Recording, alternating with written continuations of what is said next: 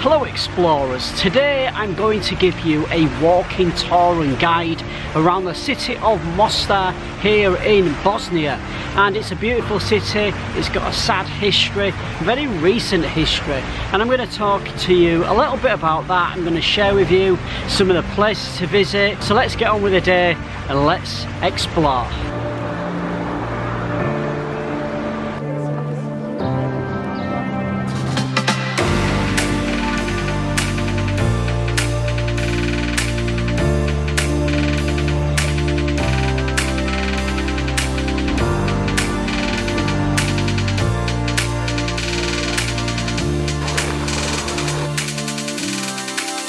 A few things to bear in mind when you are visiting Mostar.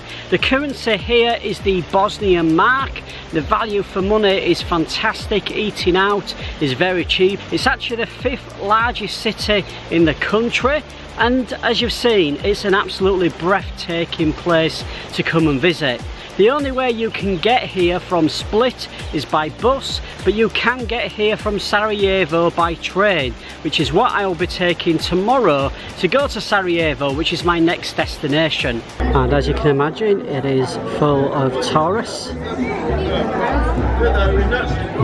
And as you walk through the old town, lots of souvenir shops, craft shops, and you'll see the typical touristy things for sale.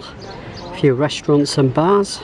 One thing I would say, when you're walking on the bridge, be very careful, it's slippy.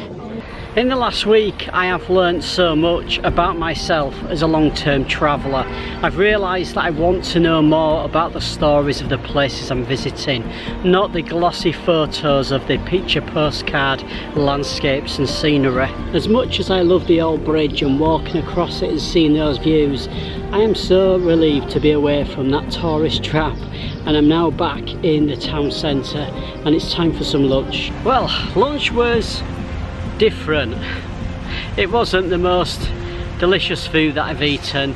I didn't eat all of it, I was quite full pretty quickly. I've been trying to be healthy as I can when I'm travelling, which is always a challenge, but I have lost a stone. I've lost 7 kilograms in a month, so I'm really pleased with how I'm going and just trying my best to keep as fit as I can. And I'm walking every day. I must be walking, I reckon, probably about 7 or 8 miles a day, if not more than that on some days. I'm now going to take you to one of my favourite spots, and here we are. Look how clear that water is. And the reason why I love to come to this particular spot is that there's nobody around here at all. All the tourists are just around the bay there at the old bridge and the old town. The water is freezing cold and the current is very strong. I wouldn't recommend swimming in here, but oh, that's cooling me off nicely. Can you imagine living up there with these views? How lucky is that? We are now going back to see the other side of Mostar. You've seen the picture postcard views. Let's go and see more of the ruins. The first thing that you notice when you are exploring the city is just how many buildings were badly damaged and ruined. As you come out of the train and bus station, this is your greeting, just loads of development, gravel work, road dug up. It really is surreal when you're walking around. It's just a weird feeling. Right now I'm walking through the ruins of a house where a family once lived, and it is sad to see, it really is. I would have loved to have seen what this house used to look like before the war. I watched a few YouTube videos of Mostar before I arrived, and I was surprised that nobody is featuring the damaged buildings and telling the story of Mostar. All you really see are the picture postcard views. As we walk around, you are going to see a lot of this today. Bullet holes in the buildings, destroyed homes.